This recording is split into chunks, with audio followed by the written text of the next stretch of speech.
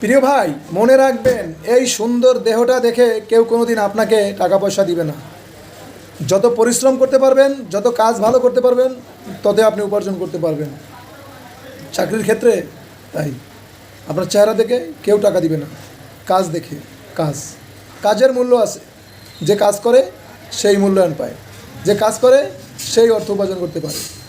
যে কাজ বোঝে না, কাজ করতে পারে না, কাজ করে না, অলস কখনো পয়সা ইনকাম করতে পারে না।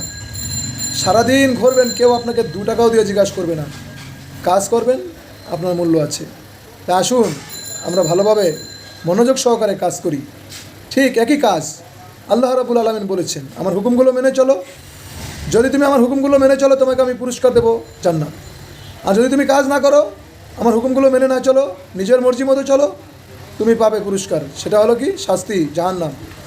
আসুন আমরা চিন্তা করে দেখি, জান্নাতে যেতে চাই, কিন্তু যেই কাজ করি সেই কাজ করে কি আমরা জান্নাতে যেতে পারবো? প্রশ্নই আসে না। আল্লাহর হুকুম মেনে চললে জান্নাতে যাওয়া যাবে। আর যদি আল্লাহর হুকুম মেনে না চলি, শুধু মুসলমান দাবি কইরা সপ্তাহে একদিন নামাজ পড়া জান্নাতে যাওয়া যাবে না।